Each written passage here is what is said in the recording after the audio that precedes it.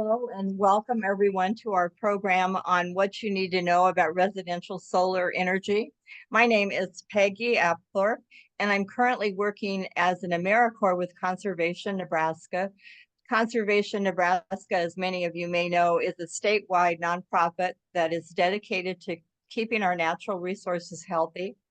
And one of the very important ways we do that is through educational programs like the one that we are hosting tonight. And we're very grateful for people like John Hay, who are willing to give their time and expertise to help us fulfill our mission. I might wait here just a minute till people are filing in. We started just a little bit early, but people are slowly filing in. To learn more about Conservation Nebraska and our activities, you can visit our website at neconserve.org or follow us on Facebook. We have a lot of our events on Facebook. Before I introduce our presenter, I'd like to go over a few housekeeping items. Your microphones and cameras will be off during the presentation. We would appreciate it if you put your questions in the Q&A or the chat.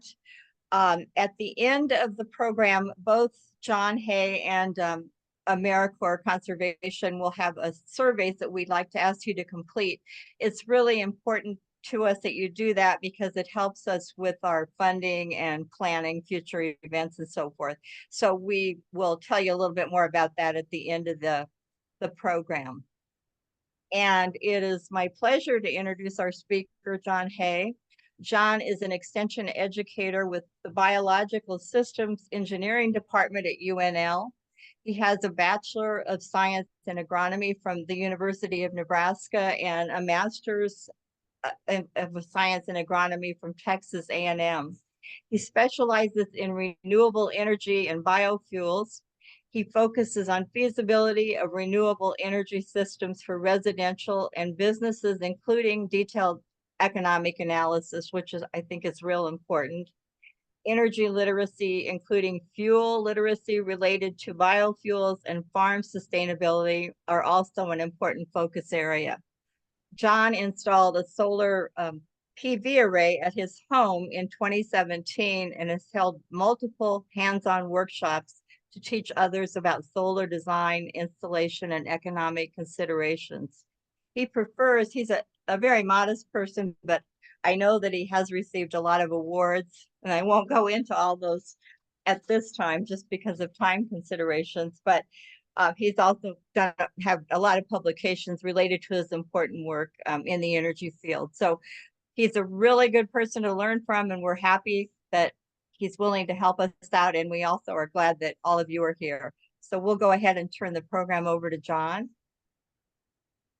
Yes, thank you, Peggy, for the introduction, and we'll get this geared up here and get started. And I do have a lot of information for you today, and I tried to organize it in a way that makes the most sense to try to get through it in the time we have, because I can teach this session in an hour, or I can teach this session in 2 days, and I've done it in both. In some ways, I try to figure out what's the most important. And so that's one of the reasons this was titled, "What do you need to know for residential solar?"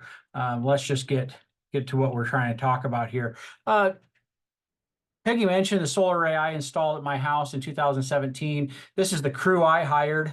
They were a little novice, but I was able to, through lots of experience working with installers, do my own work. And so I did that. And so kind of some of the process that I went through to get mine, I added a little addition to my garage to do it.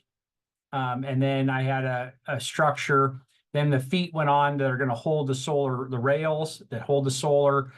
There's the rails. Getting those all centered and square and level is a lot of the time element of installing solar. There's the solar panels themselves. These are about 24 foot wide by about 13 feet in depth here in the depth of the picture. So they're much larger than they look, but that system will run about 60% of my house on an annual basis. There are no batteries in my system. This is the string inverter that I use. I'm going to tell you about string inverters in a little bit. This is before we got done installing. This is the disconnect that was going in.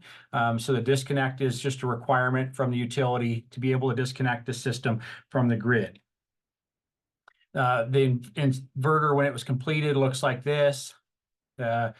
Disconnect, and then finally, it is important to get all the proper placarding based on the electric code. And so here's my placarding that shows the operating and maximum voltages. My system has performed essentially as expected. And this is my 2023 numbers. And I show this for a couple reasons. One, because it's kind of important to understand that solar, because of the less hours a day and the lower sunlight angle, produces much less in the wintertime and more in the summertime. In this case, the gray is what my estimated production is, and it doesn't produce as much as estimated on some months, and it produces more on other months. That's just because estimate is based on long-term weather data, and the actual production is based on what actually happened that year. Did it rain? Was it cloudy? What were the trends that particular year? So it is done pretty much as expected, and it is now in its 7th year of production. What we're going to cover today is essentially a very short piece on how solar works, because it's kind of interesting to understand how that system generates electricity from sunlight. How much will the solar produce? So if we put it in a particular place at a particular azimuth and tilt, how much will it produce? Then we're talking about economics. We're going to talk about the cost of the system, the incentives, how much is the solar energy generated worth, discuss payback a little bit, and then we're going to finish up with getting started and picking an installer.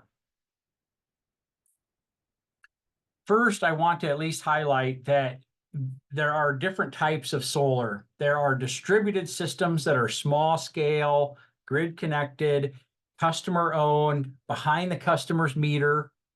And then there's utility scale that are large scale, owned by typically the utility or a private company, big grid connected, electricity flowing to the grid and used kind of wherever it is.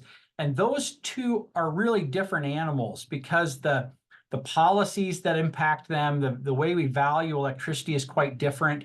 And so we really need to, when we're having a conversation, we need to understand, is this a distributed system or is this a utility scale system? In this case, today's presentation will all be about the distributed systems. So get on your chat real quick. Let's do a little participation with the group we have today. I'm going to ask, why solar? Why do people, residences or small businesses, why do they want solar? And, what are the different reasons that they want solar? Just type those in. Good. I have good for the environment, or I have some environmental goals. I have a low cost. They want it to be lower cost. Saving money. Energy independence. Being ready for a blackout. Now that's a little different system, and we can discuss that a little bit, but a little different than just the standard solar array. Again, zero emission energy.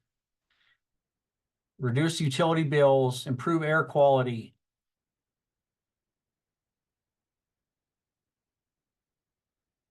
Good.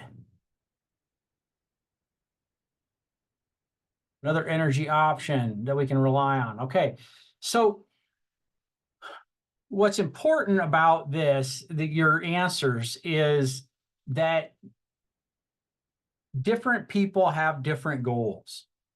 And so one time somebody said to me, John, they were very economically minded. And this was at a time when solar was pretty expensive, much more so than it is today. They said, we really need to tell people these aren't a good deal.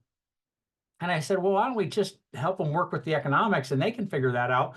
Because if they are very green oriented, the payback is maybe less important. While another person might be much more interested in the payback and the economics, in which case we can run the analysis and they can decide whether it's good enough.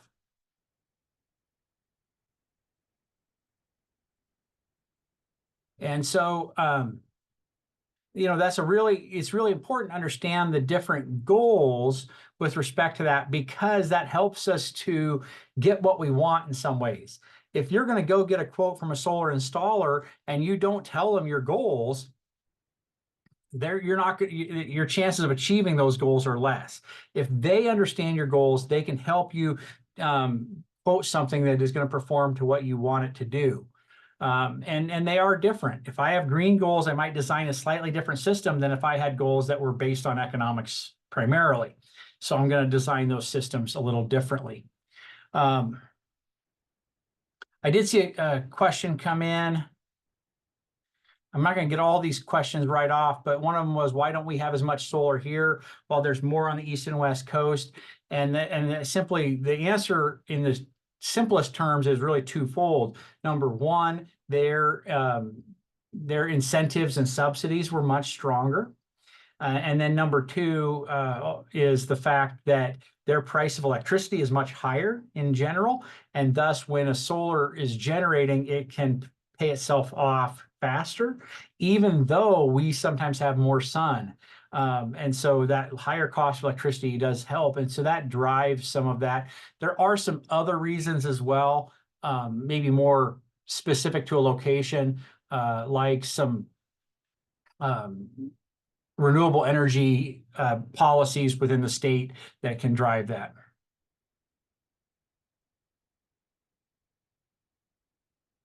Good. So thank you for participating. Let me see if I can get back to where we're going. One of the things about green that I like to point out is the fact that we have to be careful with saying that solar or any renewable is zero emissions. This is kind of like saying an electric car is zero emissions. Well, the car itself is, but when we draw the boundaries of our analysis wider all the way to where the electricity came from, there's emissions there somewhere. And so in the case of the renewables, wind and solar, et cetera, that system, that solar panel still had to be built. It still had to be transported. It still had to get installed. There's some metal in the system that took some fossil fuels.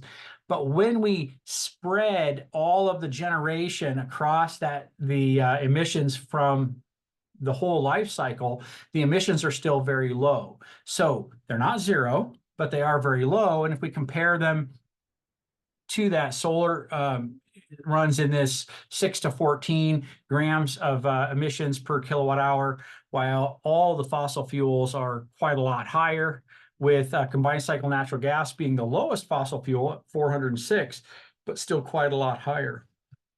And the reality is that we use electricity as a mix of at least that we buy from the utility, is a mix of what runs.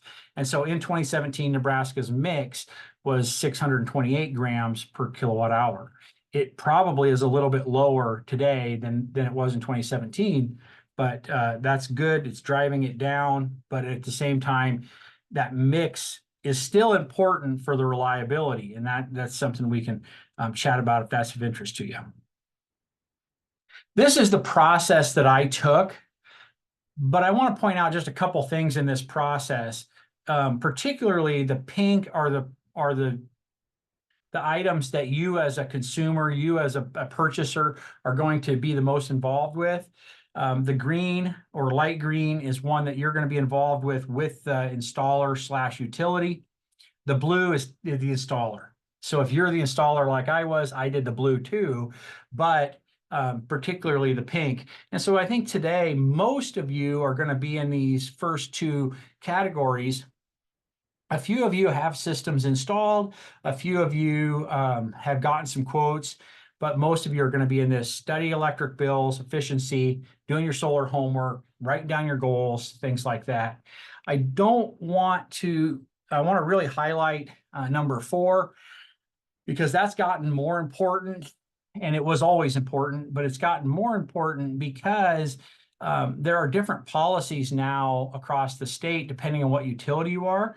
And it's really important to understand the policy in your utility, as well as there are some individual locations where solar can have some different challenges, and the utility will let you know about that.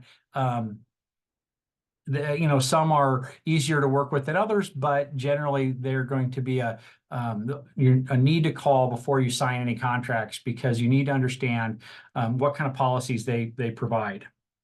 I'm going to also highlight this last one. Once you get this done, if you get it done, you want to have this online monitoring set up so that you can pull out your phone and brag to your neighbors and show them what you're generating. And really, that's important, but maybe what's even more important is that now you're monitoring the system so you know how to maintain it, and you know when something goes wrong, so you can keep it going in the long term. So monitoring is really important.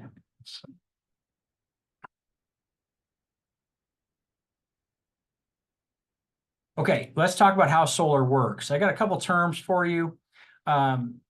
Solar photovoltaic array is the array is the entire system. So when we say array, we're talking about however many panels we have. That's the array. Within the array, there is a solar photovoltaic or PV module. A module is a solar panel, and panels and modules are interchangeable words. The industry just calls a panel a module. Within a module are solar cells, and those cells, in the old days, they were full-size cells like this. Now they cut them in half and they call them split cells. But this cell is a component part of the module. This can be important because if we're trying to understand the import tariffs and things like that, and trying to understand imported solar panels and things like that, under the Trump administration, and even a little bit before during the Obama administration, imported panels saw some level of tariff, but there was some amount of imported cells that were allowed in without tariff. And that's because in the United States manufacturers tend to use imported cells to make their modules. So kind of important to understand kind of the difference between cells and modules in that case. Inside this solar cell is silicon crystals. Silicon has got special properties of absorbing light and letting electricity move through it. And so silicon is the most common type of solar panel. There are some other chemistries. Once some impurities are put into that silicon to create an electric field, they attach a wire, small thin wires, to the outside to catch the electric flow of electricity. And then we're going to send in a photon. The photon excites an electron. The electron gets caught in the wire, flows through the system, and then recombines on the bottom. And so if we watch that again, we can see that electron flow clockwise through our circuit there. And you saw something else flow counterclockwise through our circuit. What's flowing counterclockwise through our circuit are the holes left behind by the electrons as they left. And that is what we call electricity. And so that is the positive side of the wire coming out, are the holes left that are that's our electric current. And so just essentially what's happening, though, is that those photons are exciting electrons within the silicon crystal, and those electrons can flow through the crystal because of the silicon's properties, and they can get caught and turned into an electric current. That is a DC, direct current, and I have a slide next after this to talk about that. But there are generally there were more types in this, but in silicon, there's 3 types of silicon solar panels. There's monocrystalline, meaning single crystal, one crystal, polycrystalline, many crystals, and thin film. And so you can imagine if they melted a block of sand, which is mostly silicon, and then let it cool slowly, the crystals form in odd angles, and that becomes polycrystalline. In monocrystalline, they draw the crystal out in a way that it forms one large crystal, and they can cut that, slice that up fine. And then the thin film, they have this kind of mix that they're able to almost print onto a surface. And the reality is that most solar panels today are either monocrystalline or polycrystalline. Polycrystalline have a little less efficiency, but tend to be lower cost. And so they both last a long time. Polycrystalline are really popular because they're a little lower cost. And if you can imagine, do I spend a little more for a little higher efficiency? That can be important if you're limited in space. But if you're not limited in space, you're limited in, I can put two more panels on or 4 more panels on to make the system a little bigger. I might be able to save some dollars with polycrystalline and have a good system still. So polycrystalline is definitely should be on the table for an option. I don't have on my list. Sometimes here on the bottom I list it. There are different names for the different variations. Monocrystalline PERC is kind of a version of how they build the cells. Cadmium telluride is another chemistry that is becoming more common. There's a few other chemistries as well, but really crystalline have dominated the industry. This is my simple drawing of a system. Again, this is a grid-connected system without a battery, similar to what I have at my home. And solar panels are generating direct current electricity. And our home is using alternating current electricity. So you can imagine there needs to be some power electronics in between that can make those two things agree.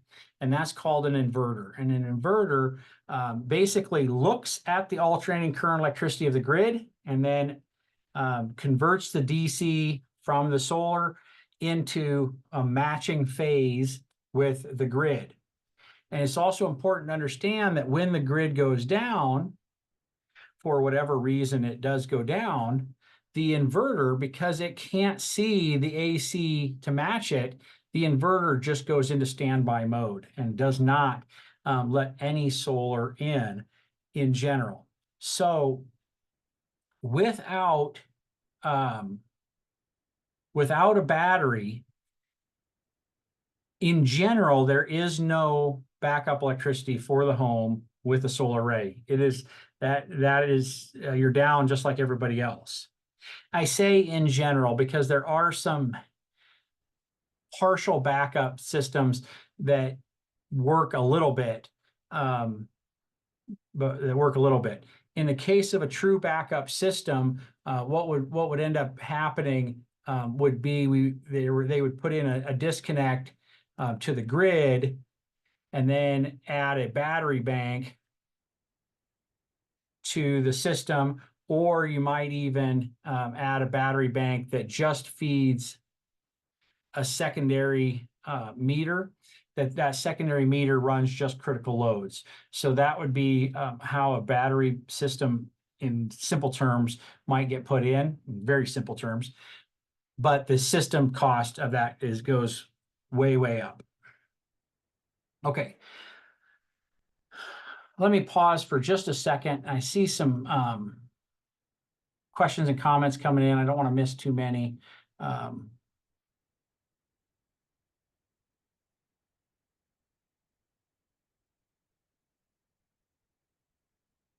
Does insurance go up? How soon will new tech come out? Are our batteries going to get better? What is the buyback in years? I think you meant, I think payback. We're going to get to the payback in a little bit, so don't worry about that. We'll talk about that. But let's talk about insurance, because I realize I don't have a slide that talks about that. Does insurance go up? The answer is maybe, or sometimes. In many cases, when I've talked to people that have systems at their homes, their insurance company does not, you call and tell them about it, and either they say, okay, and nothing changes.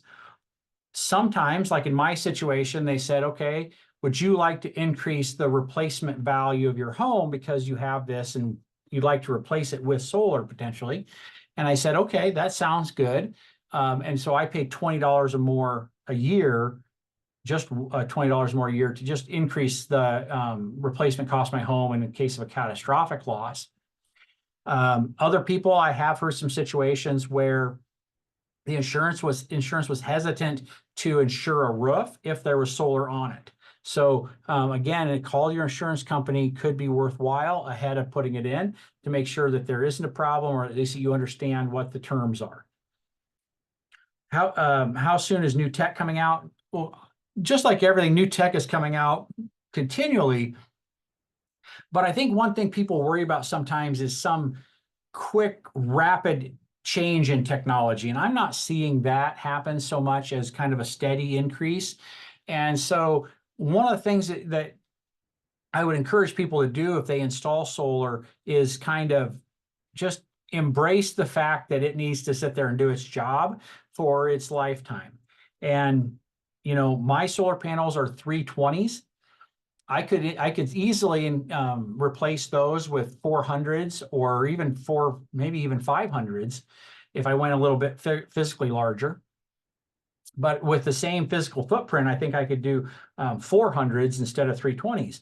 So is that a change in technology? Yes. Does that make mine obsolete? You know, no. In some ways, it kind of feels like it does, but I need to let the mine sit and do their job and not worry about that too much. But yes, it does change. Are batteries getting better? Yes. Are battery prices coming down? Yes. But not so much that batteries are economical if you don't have if you're not giving them, if you don't have a really big need for backup, like you just kind of want backup, they're really probably not economical. They're quite expensive still, even though the prices have come down. And I don't expect battery technology to skyrocket. I expect it to have incremental gains. So I'm not sure that we're going to see in the near term that batteries are going to become a household thing. They have become more household things in parts of the United States where they have really big issues with outages.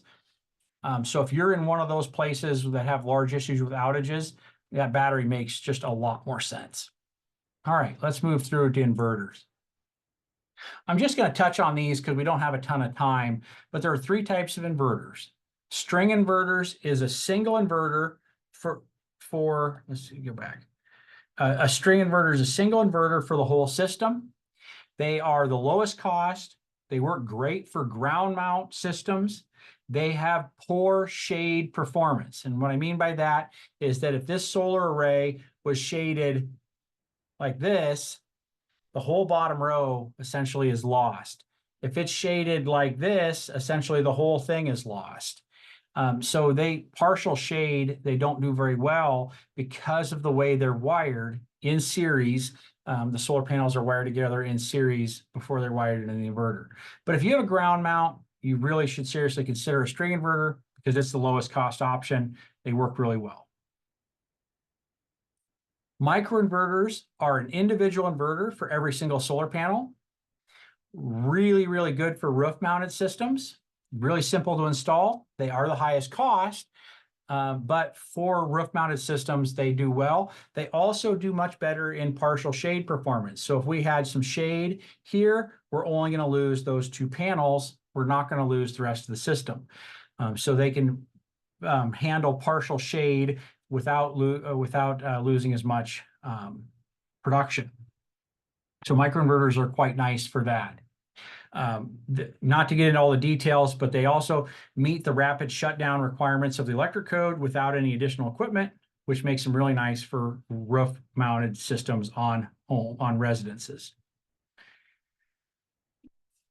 String inverters with optimizers you can almost imagine it as a hybrid system a little bit, but they have kind of this DC optimizer at each solar panel, and then they have a string inverter. They also, because of these optimizers, have good partial shade performance. They also meet the rapid shutdown for roof mounted systems. So there's not as many companies that make this type of system, but it is a possibility to put it up. And it kind of is in the middle in price between the two. Let's talk about production just a little bit. First, we're going to touch on the three different kind of designs of solar arrays. So a fixed tilt system, whether it's on a roof or on the ground, it's fixed and the solar doesn't move. It just faces south preferably, and the sun moves across the sky as it does. This is an example of a ground mount system that we installed as a workshop a few years ago. Here's the back of that system with the string inverter. You can see the one string inverter that is used for that system. Here's a roof-mounted system, a much smaller one with microinverters. You can't see the microinverters because they're up underneath the solar panels.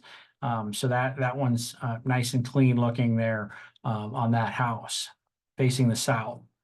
So you have fixed tilt, roof and ground mount. Then there is one axis tracking. This is like the big solar array that's west of Lincoln, and it faces east in the morning. And as the sun passes across the sky, it follows the sun across the sky, just tilting on one axis. And then it resets itself at night. There's a picture of the one west of Lincoln. Yes, there are some situations. There's one that's not facing the correct direction. They have some issues out there at that one, and they have maintenance issues. This is also why it's important that, honestly, I don't like single axis tracking systems or 2-axis tracking systems for residences because of the added maintenance. So the next type is 2-axis tracking, which it essentially, you can almost imagine it just looks at the sun all the time. So it tilts in 2 dimensions, east to west, and it tilts itself on azimuth north and south. And so it just essentially follows the sun across the sky. Whatever time of year it is, it's facing the sun. Great, except for now I have to mount this whole solar array on this big complex tilting apparatus that again increases my maintenance. And there's a 2-axis tracker that's in Lincoln. I think it functions fine, but does break down and it needs to be fixed. And that's where that fixed tilt systems don't have any mechanisms to break down. So that saves on a maintenance. The tilt angle is the tilt from flat. And so, so 0 degrees is perfectly flat, 35 degrees is 35 degrees from the ground, 90 degrees is straight up. And so, and then the azimuth is the direction they face. So if it faces due south, it's a 180-degree azimuth. We can think about the circle and it's 360 degrees. 90 degrees it faces east, 270 west. And so this is a house that if that was put on that roof, it would be a 240-degree azimuth. And so depending on the tilt and the azimuth, we will have different production. So a solar array will produce at almost any tilt or azimuth, but there is an optimum. And the optimum is where that solar array sees the sun for the most, not only the most hours a year, but where the sunlight is the most direct into 90 degrees into the solar panel. And so this is just an example where I ran a fixed tilt system on a roof, and I put it on all 4 sides of a roof. You can imagine this mythical house that has 4 equal roofs. And I put the same solar array on each side and decided what it would do. And then I made the one that was the highest 100%. For no other reason than it gives me a percentage. So the south was the most production when I did it due south. When I put that solar array on the east, it did better in the morning, but much worse in the afternoon. When I did it in the west, it did better in the afternoon, but much worse in the morning. And when I faced it to the north, it just kind of, it did much better, particularly it did okay in the summertime, did not do well in the wintertime. I don't even have a wintertime picture here. This is all July numbers, but it was 64% even in July facing north, 80% west, not 80% east. Now, does that mean you shouldn't put it on the east of your house or the west of your house? That's not what I'm saying. I'm just saying that if you're putting it on the east, we need to calculate its production and figure out how much it's going to generate for electricity so that we can then do the economic analysis and decide if it's going to be worthwhile or not. And comparing it to south facing, it does 80% of what it would be if it would have been south. Now, if I put 1/2 on the east and 1/2 on the west, it's very close to that same 80%. It doesn't do about the same. It's really about the same as east or west. It doesn't do a whole lot better. If I took exactly half. Now, if I doubled the size of the system, it would do more. 20-degree tilt is not optimal. Here's my slide to talk about optimal. What I did is I took a solar array and I modeled it at every azimuth in 10-degree increments and every tilt angle in about 4-degree increments. And then I made the absolute highest one 100 right there. So in Lincoln, Nebraska, the absolute optimum you can get is a 38-degree tilt angle facing due south. So that's optimum. Now, a 412 pitch roof is the most common pitch.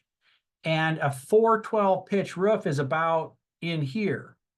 So a 412 pitch, you're going to get about 96% as if it was as much as if it was optimum.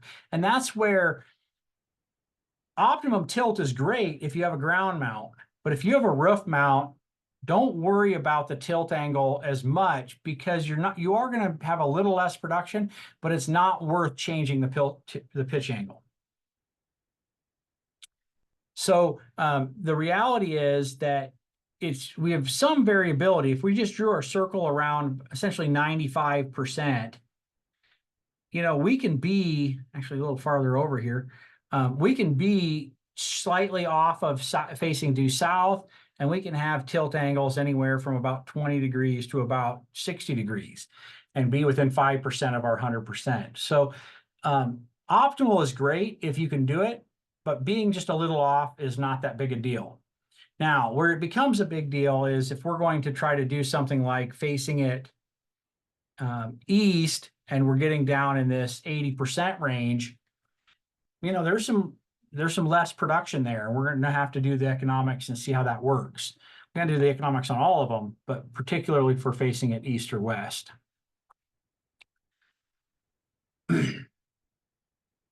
I'm going to get to this question in the chat in a second, but I'm going to do a couple more slides and we'll get to the questions. So in this case, I modeled some systems because I wanted to see what they looked like. And in this case, I did make the fixed tilt 100%, even though it wasn't the highest, because I wanted to see how much more the one-axis tracker and the two-axis tracker did. And the one-axis tracker was 12% more, and the two-axis was 38%. That's pretty significant. But again, I'm not sure it's really worth the extra maintenance from a standpoint of a homeowner. For 12%, I could simply add a couple more panels to generate those kilowatt hours if I wanted, without having the extra maintenance. But that fixed, when it tilts, you turn on in the morning much faster because they're turned to the sun, and they get a lot better morning sun. The one-axis tracker don't get as good in the afternoon, but they do better on the shoulders, and that's where that one-axis tracker shines. Just a slide of the sun. I don't think we should get caught up on this so much because we could put a solar in Nebraska and it's going to generate pretty well compared to, let's say, this area up here. But the reality is the area up here, the electricity dollars per kilowatt hour are higher. And so sometimes they actually can pay off faster than we can because we generally have low electricity costs, which is a good thing. But from trying to save money by generating our own solar, it makes that payback a little longer. So solar does do pretty well in Nebraska, but it's kind of mitigated a little bit by the lower cost electricity that we're offsetting. When you design a system for your home, how much solar do I need is a question that I hear some and talk to people about, because somehow I don't know if we think that there's a single size that makes sense, but there really isn't. It's quite variable and it depends on your goals some, but also about some other things. First of all, you could design a system just based on how much space you had, especially if roof size was limiting. You might base it on load. So if I had a house that used 10,000 kilowatt hours per year, I could try to say, I want a solar that'll generate 10,000 kilowatt hours a year. That would be your system design if you want to maximize for green energy. But if you're trying to maximize for economics, you might want a system that generates more like 5,500 kilowatt hours per year, because that's going to minimize net excess generation and try to maximize the value of that solar electricity. So it's a little smaller system. You also might be able to design a system just based on the budget. Solar is pretty scalable in the sense that, we can put in 3 kW or we can put in 6. And if I can only have a budget for 3, that, I can put that in, or I have a budget for 4. So you could base it on a budget that you have. So lots of different reasons for sizes. Recognize that not one system size is right for every person or every home.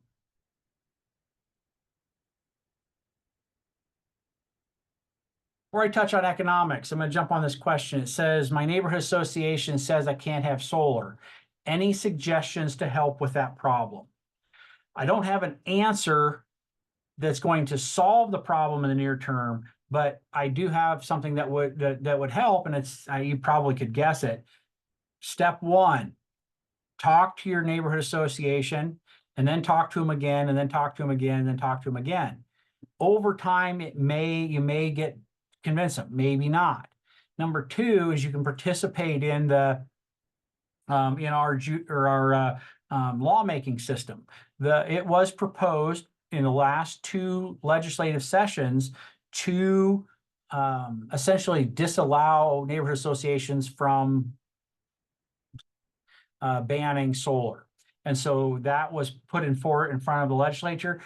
They didn't get to it really much at the last 2 sessions, but maybe the next one they will. Again, try to put some support behind that. Trying to move that forward is one thing you could do.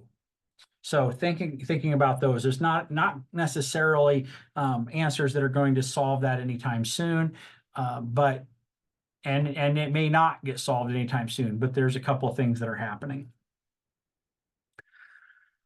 When we talk about economics, we have to think about the cost of the system, and then we have what we've spent, and then we have to pay that back over time with savings. So in this case, we'll start with this gross system cost. This is what you're actually going to pay for the system. You subtract out any incentives that you get, and you end up with a net system cost, which then must be paid back by the generation times the value of electricity, and that pays that back over time. And so that's our general cash flow structure that we're dealing with here. Solar panels have come down or solar systems have come down in cost dramatically since 2010. And this is a 2018. I know this is feeling a little old, but what's interesting is kind of what happened is that prices went up some, and then now they're actually back down towards about this 2018 number.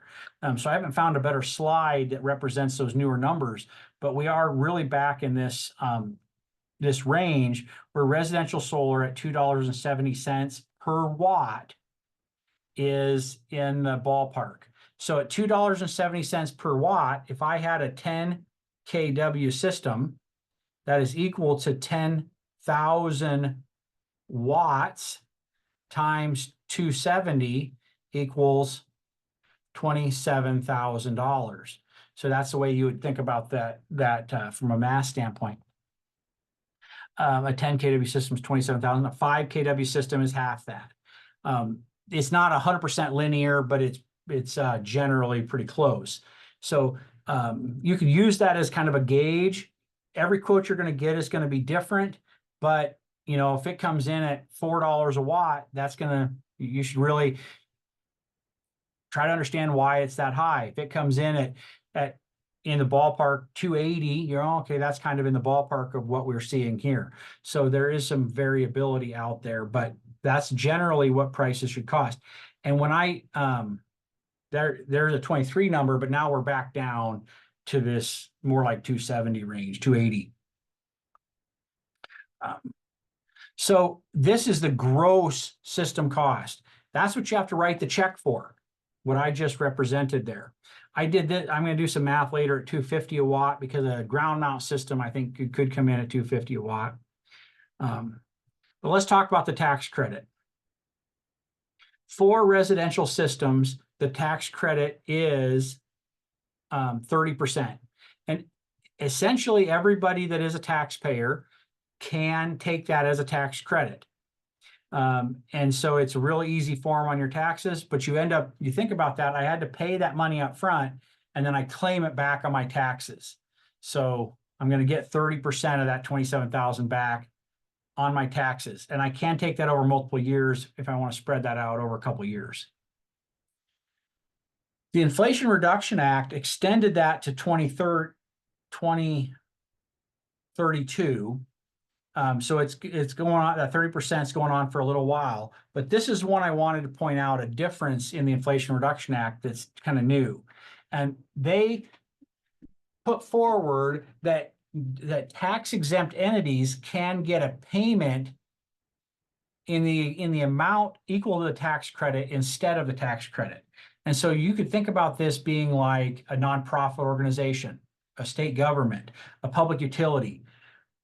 Think about it like a church. So there is some opportunity for groups that couldn't get the tax credit before to get that in the future. I thought I'd point that out because I find that interesting and kind of important, as we may be able to do that on some of these organizations easier because of the tax credit than were able to before.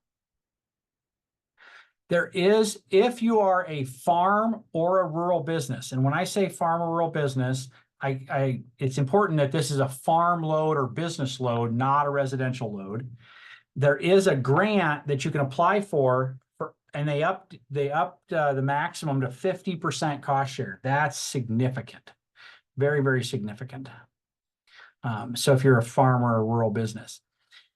Now, we're here to talk about solar, but if you are doing other energy efficiency in your home this year and going forward, you should be claiming some credits back on your taxes. So exterior doors, exterior windows, redoing the AC, redoing the electrical panels, some furnace equipment, heat pumps, energy audits. So you can do this. Now you can only get up to $1,200 annually in credits.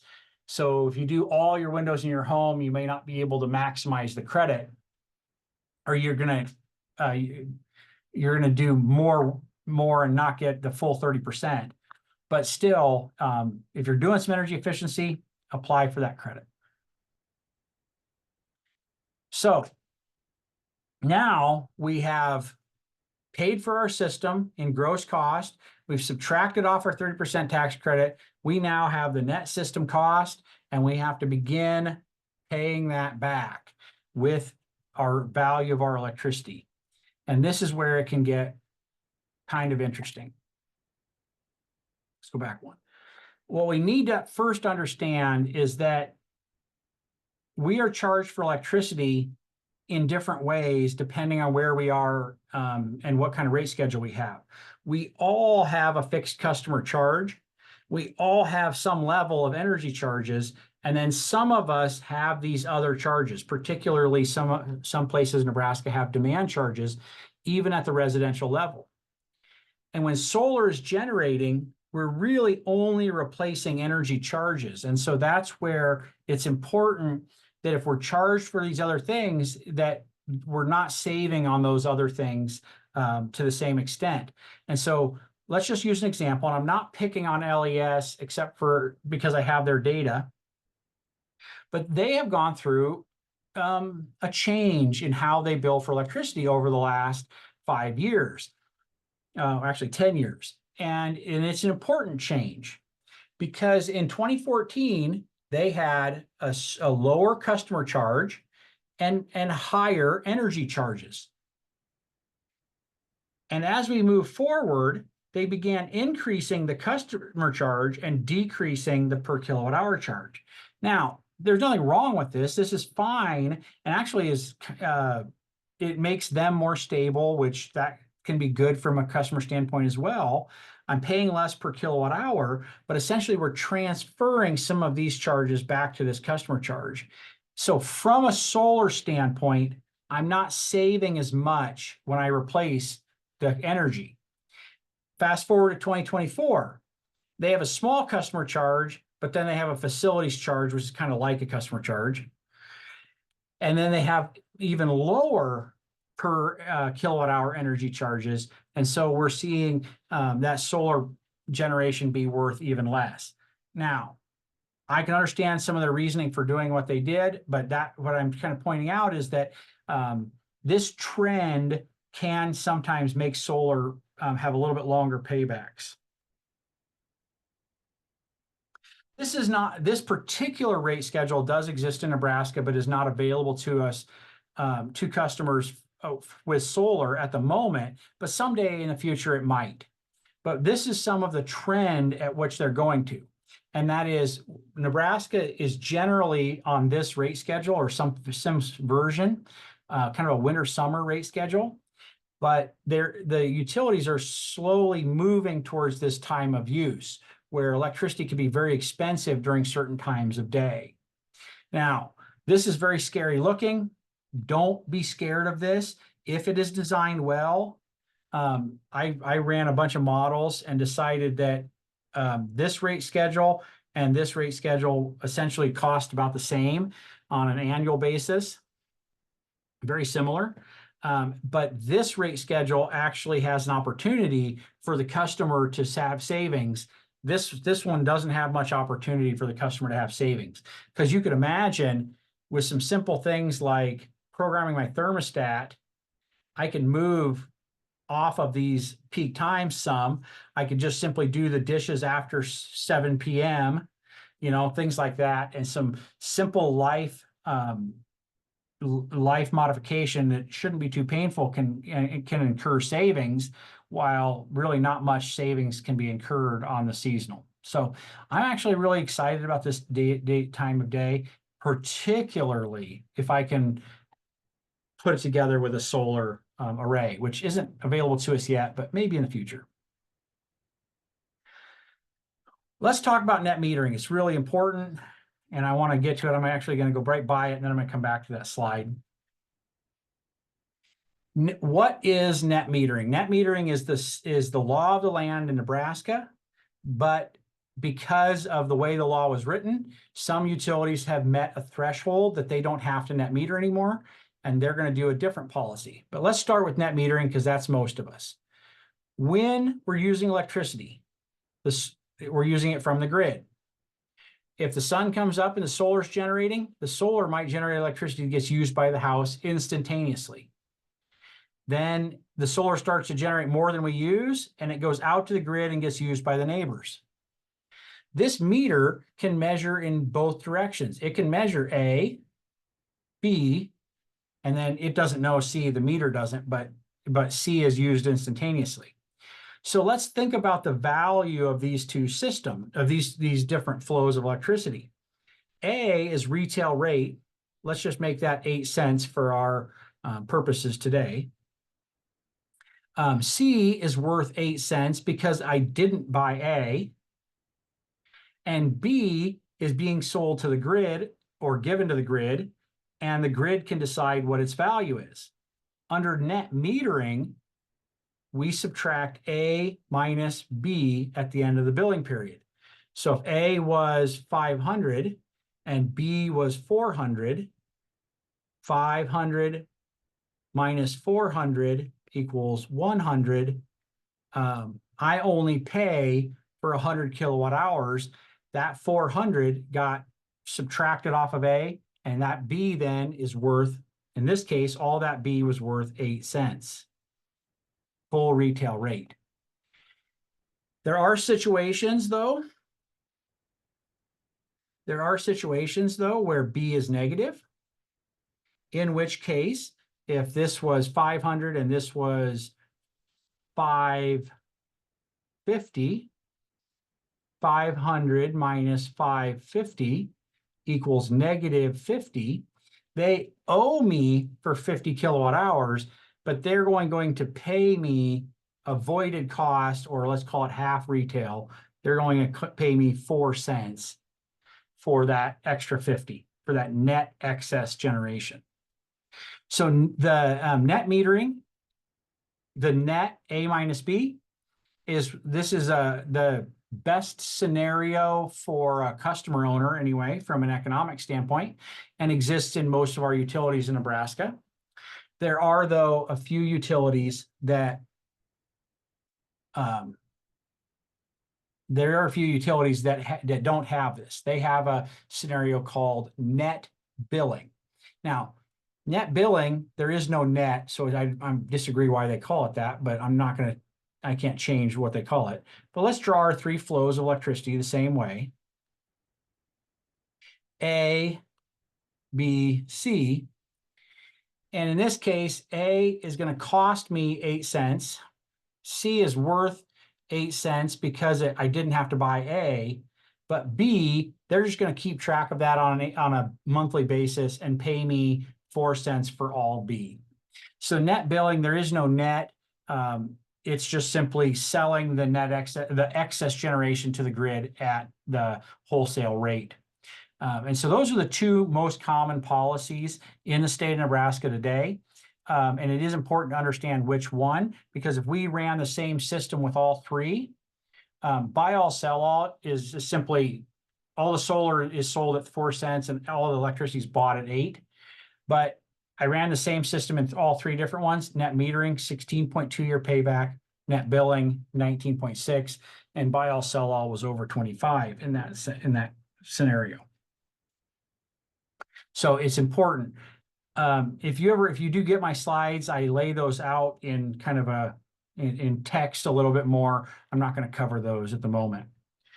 I'm nearly to the end. I only have 1 or 2 more slides, but let's go through a simple cash flow where I put in a system at 5,000 watts or 5 kW. I got a bid at $2.50 a watt, so $12,500 gross. I got the federal tax credit at $3,750. The net system cost $8,750. The production of that system is about 7,100 kilowatt hours a year.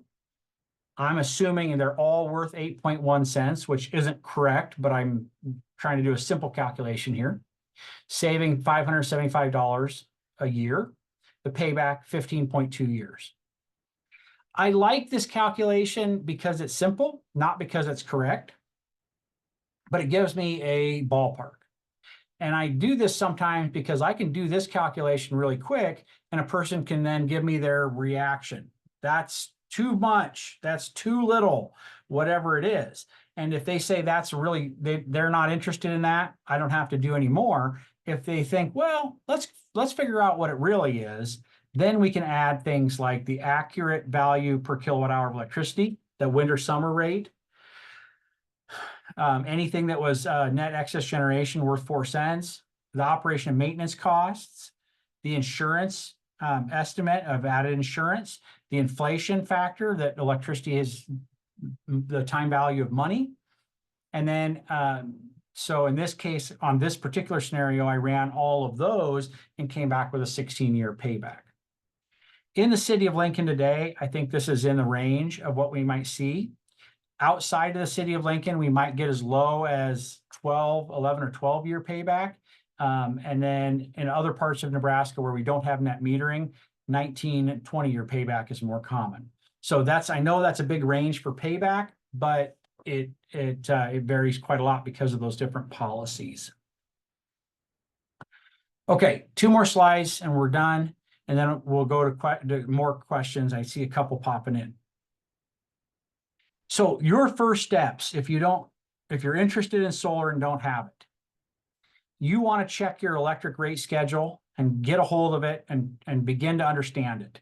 So go to your utilities website. You might have to call them, you might have to email them to get that rate schedule depending on where you are. Write down your goals. So if it's just you, write them down. If it's you and your spouse or your partner, write them down, talk about it. Why do I want this? And because the more you understand why you want it, the better chance you're going to get what you want. In-home energy efficiency, you want to have made sure that you did the things, the low-hanging fruit first.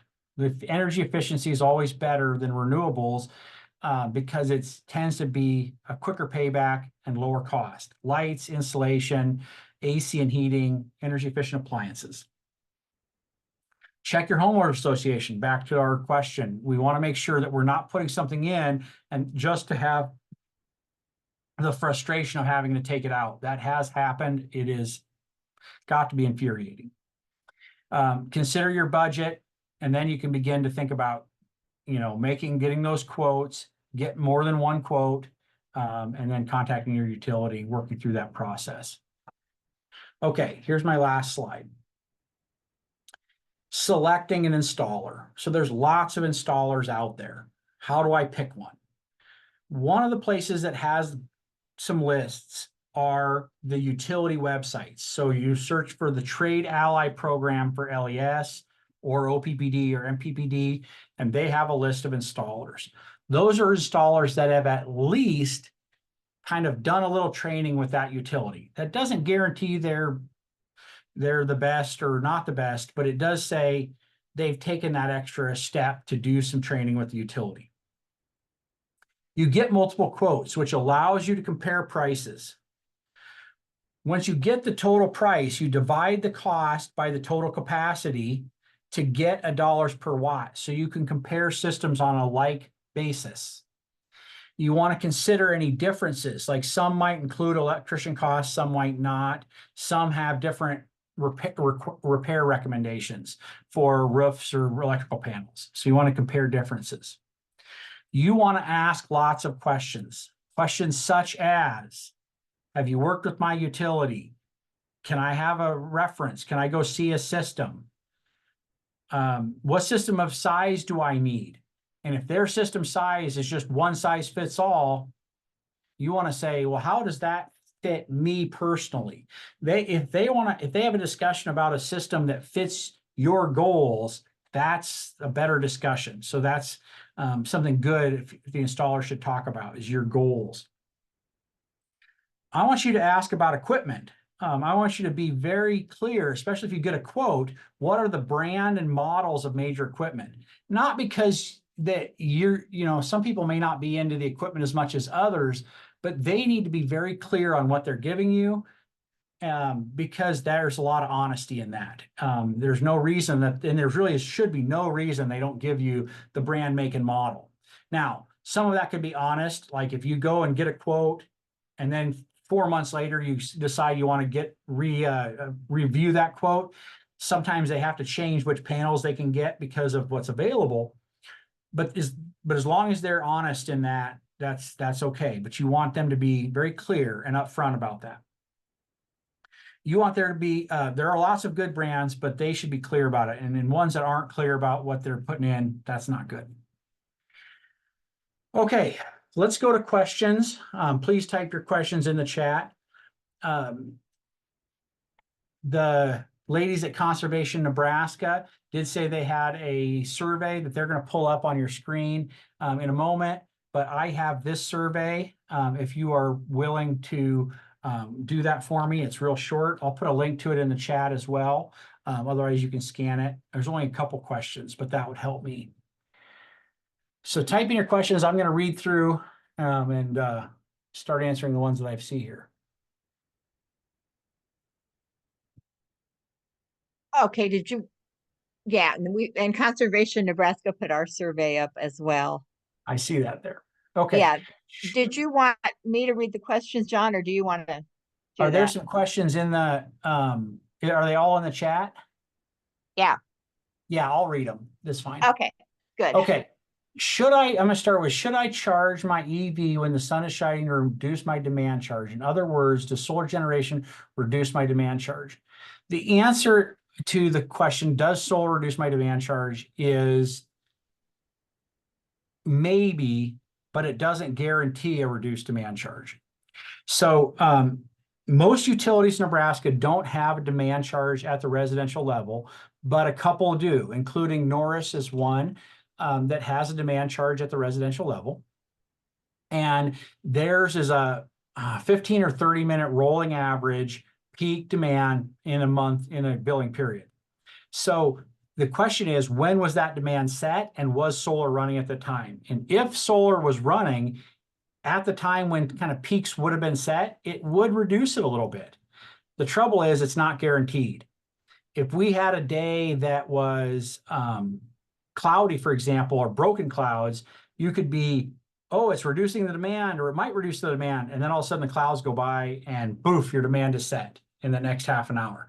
So it's really a kind of a challenging assumption to say it would reduce demand. But could you charge your battery, could you charge your EV while the sun shines that may possibly have a greater chance of reducing demand? Yes, that is actually quite possible. Whether it would reduce demand, I have to think about some, but for sure, you could program your car to charge at least during the times when you expect the sun to be there the most. And that would help. Now, if you're in a place that doesn't have a demand charge and doesn't have and has net metering, charging that EV at night is the same as charging it during the day, because those kilowatt hours going on the grid and the ones being bought from the grid are subtracted at the end of the month. So charging at night is the same as charging during the day, essentially, from a budgeting standpoint. But in the case where we don't have net metering, we would then maybe want to try to be charging a little more in line with the solar.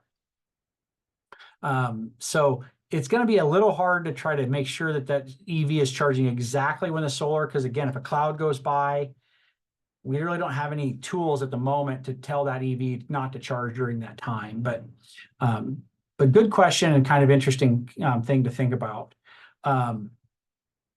Demand is really difficult to deal with because we really need to understand when it's set, and that even when they tell us when it's set, sometimes in hindsight, that says, well, it was set 3 weeks ago at 2 p.m. on Saturday. And I think, well, what was running 3 weeks ago at 2 p.m. on Saturday? It's more challenging. So demand charges are going to be a consumer challenge. It says, what about Nelnet? Nelnet bought a company called GNRE. And GNRE was a relatively large solar installer. They've done quite a few systems. I think predominantly, at least the ones I've seen, they've done a lot of ground mount systems. I think they do some roof mount systems. I just haven't seen as many. And I don't have, I tend to avoid getting real deep into this is good and this is bad, but I will tell you I've not had a lot of bad experiences with GNRE and who became Nelnet. So and so that's good in some ways. So I would not be scared. That would be one, if I was getting multiple quotes, that might be one I would ask for a quote, especially if I was in the Lincoln area. Can you add a battery at a later time? Yes, you can. It can be a little bit more complicated, but it's not a ton more complicated than putting it in the first place. So depending on your system, you absolutely can add a battery at a later time if you wanted it. Particularly, you might think about getting an inverter that offers that kind of flexibility. So an example would be N-phase microinverters. You can get an N-phase battery that works seamlessly with the inverters. So that's an example. So you kind of get things that work together. I'm not as familiar with all the different battery brands, but in general, yes, you can get a battery later if you desire.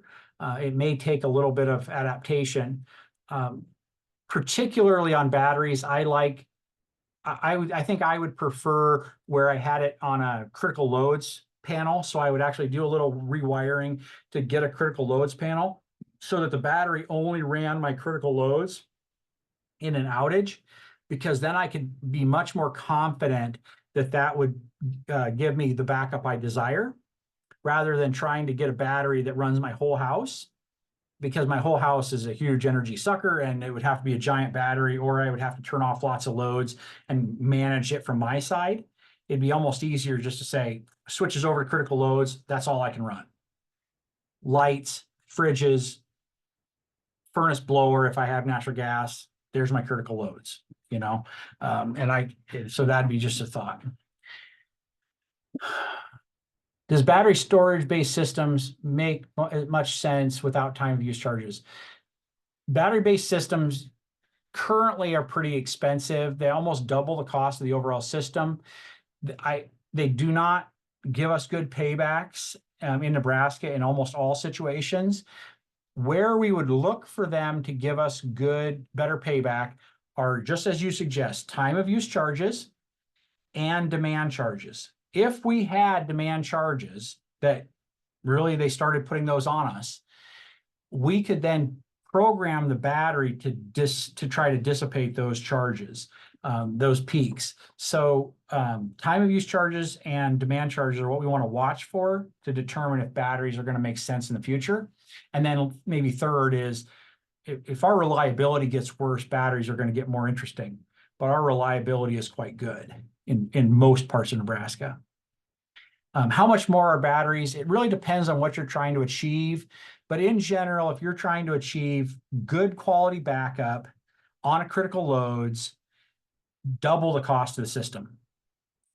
So if I had a system that I put in for solar that was $15,000, if I want to add batteries and a good backup, $30,000. You can claim that against a 30% tax credit. That's good news. The life of the batteries is getting better.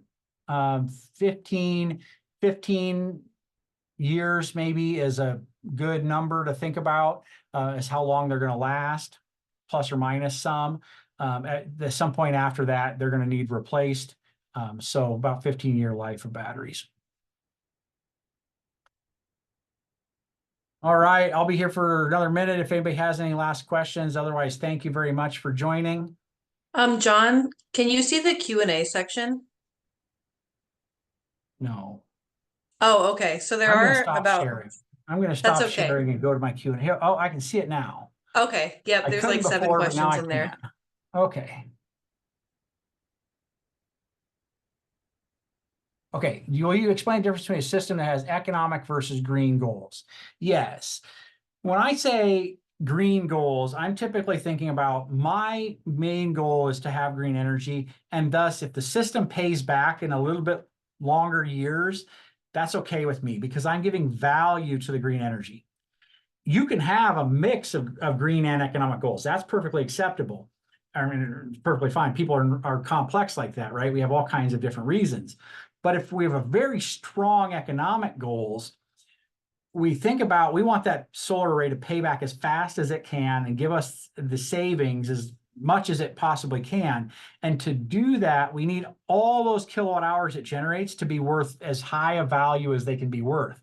In which case, we tend to need to make the system a little smaller so that we have less excess generation, and particularly less net excess generation. Less is going onto the grid, more is getting used instantaneously.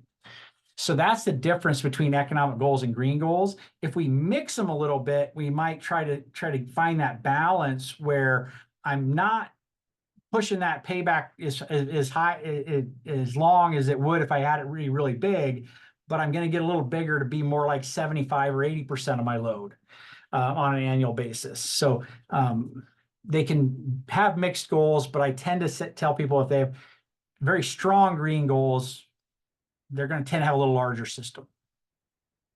Can you install a grid disconnect without a battery bank to have electricity just during the day with an outage? Yes. If you choose the right inverter and get the right equipment. There are 2 inverters that I know do this. The SMA inverter has, you can run a limited number of outlets in the case of an outage. And the N-phase microinverter, if you invest in their, God, I can't remember what it's called. It's like $1,500. It's a pretty big, like control box. But if you invest in their big control box, it can do something similar where it can then run a certain amount during an outage without, or during no electricity. It's tough to run the whole house, but it could run certain loads or certain outlets. So there is some possibility with that, with SMA inverters and N-phase microinverters. Can you install a ground mount array without or outside of a fence, or does it need to be behind a fence to keep people away? You can do one without a fence. The electric code says that I'm not going to get it exactly right, but I'm going to get it close. Something like wires that have over 30 volts need to be guarded. And so on the back of a solar array, if you were to guard those wires with some type of a mesh, or put them into trays, and you saw the back of that one solar array that I had, you didn't see any wires. Those wires were covered with trays. If you're covering the wires behind the solar array, they're guarded and you don't need a fence. If you want to just hang the wires, then you need a fence to guard them. So the fence can act as the guard itself, but you don't have to have a fence, but you need to do one or the other. And if you see one that doesn't have the fence and has the wires hanging out, that's because it got by. It's not the code, but it got by. Our costs continuing to decline, or we hit the bottom or plateau. I can see future declines, making it worthwhile to install a little now and plan for more later.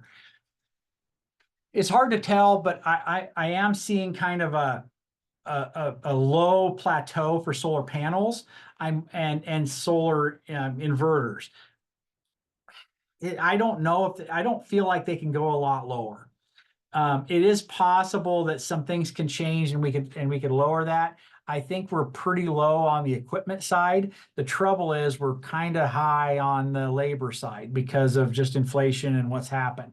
And so I think what could happen, I suppose, could be if we keep our equipment costs down and maybe that labor comes down just a little bit. There is becoming more competition in the industry that's driving maybe a little bit of lower costs. So I do see it a bit of a plateau on cost right now. I don't expect them to jump a lot. That's just a guess though on my side. I'm trying to connect two solar panels that I installed on a ground mount to power an inverter for a standalone greenhouse. The standard electrician doesn't seem interested. The solar guys only seem focused on big installations and selling equipment. Finding it difficult to locate someone to assist me in making the connections between the panels and the inverter. Any suggestions? Yes. Send me an email. I'll send you a suggestion of somebody to talk to.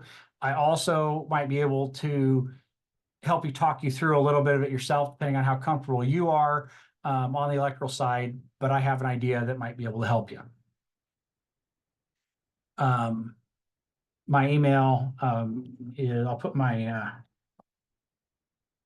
think you put it in the chat, but I just put it in the chat just now. yeah, okay. Okay, do you have to clean off panels periodically and removing snow? The answer is no. And if it's on a roof, you don't want to remove snow at all, because having you be on a ladder during the wintertime is not safe, not good. If you have a ground mount and you want to remove snow, that's up to you. Generally, it rains enough in Nebraska. We shouldn't lose very much, maybe 1% or 2% from the dust. Let it rain, let it do its thing. Accept the losses from the snow cover. It's frustrating, but do it unless you have a ground mount, in which case, get a blower. If you have a blower, you could blow it off, things like that. What do you do with solar panels at the end of their lives? Can they be rebuilt? Currently, the end of their life is ending in the landfill predominantly today, but I think those things are changing as more are becoming available for the landfill. The frames are recycled. They're made of aluminum. It's glass and silicon material. There's just not a whole lot of interesting stuff for them in the panel itself. In the near term, those are getting landfilled. they do last a long time. There is some potential for saying, well, could I take one that's 20 years old and repurpose it at a different application? It's possible. It's going to be not as efficient, but the oldest solar array in the city of Lincoln that I know of was installed in 1983 and is still functioning today. Not very efficiently, but it's functioning today. So they can get pretty old. They can run a long time. Is it possible or worthwhile to have 2 or more arrays at the same property if each array is limited by the site? Yes, it's actually very possible, particularly with the microinverters. That works really well for multiple array locations, where you could put one on one roof and one on another roof, and they can function just fine. There may be some different ways we actually put that into the grid. But absolutely that can function. And I know some people that have done that. I also know some people that have put one solar array on and then 5 years later decide they want a little more and put another one on, and we're able to deal with that addition later on. So it is very possible. Is it you know, you're going to have different production at different locations. It would be interesting to model that, but at the same time, it is very possible. Electrically, it works just fine.